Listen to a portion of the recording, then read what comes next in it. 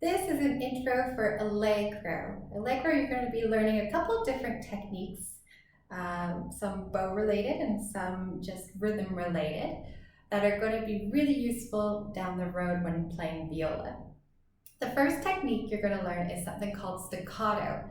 And staccato, you can see at the start of Allegro, and it's indicated by using dots on top or below the notes. What staccato is, it is all about playing short and detached notes, as if there's small rests in between these notes. So for example, the first part of the song that has staccato sounds like this.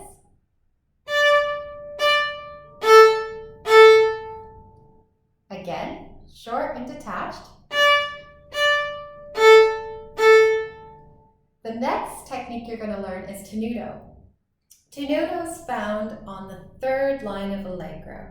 It's the opposite of staccato, so you're going to be playing long, smooth bows, and it's indicated by using lines to indicate that smooth and almost connected sound between notes. So I'll give you a little example of what line 3 sounds like with this smooth tenuto sound.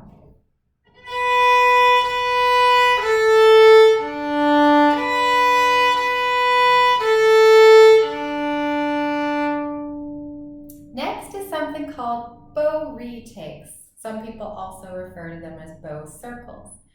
What a bow circle is when you're playing a song and it's a down bow that you're playing, and then you see that the next note is another down bow.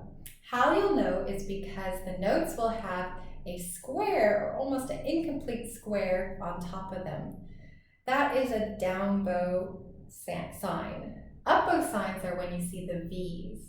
So if you look at the start of Allegro, it starts down bow, which means we start towards the frog.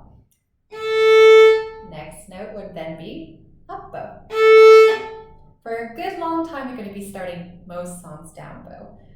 Now, at the end of line 1, we can see it ends with a down bow, and then there's a rest. And then at the start of line 2 is another down bow. So what we're going to do is a bow retake. So I'm just going to show you with an open string what a bow retake looks like. So down bow start.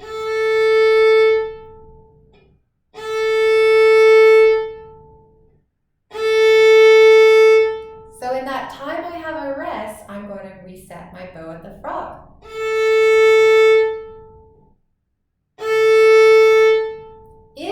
Noticing your bow is bouncing, so kind of doing this, that means you're probably landing a little too far away from the frog.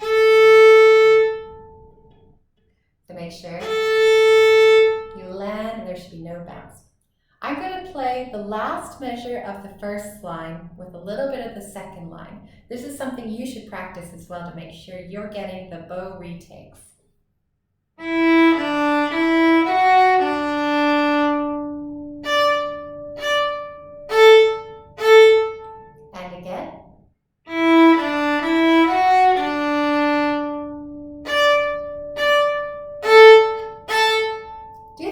Times to make sure you've got it.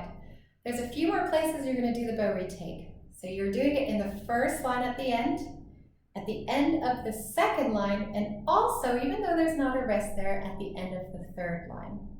A great way to remember is to write bow retake, or write a little circle at the end of those lines, and that will let you know I'm doing a bow retake there.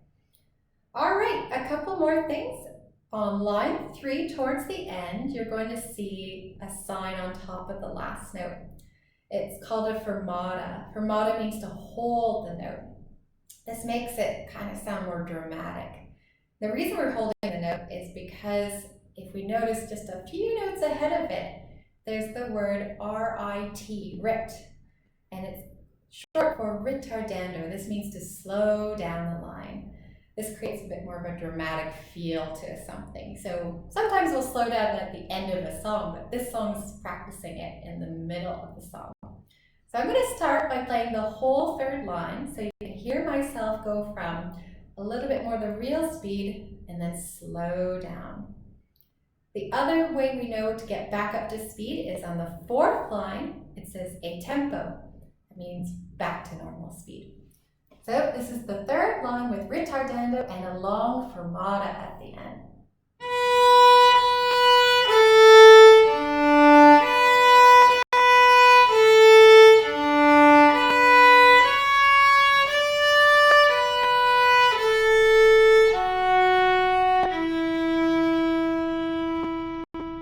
And then the next line is a tempo, normal speed.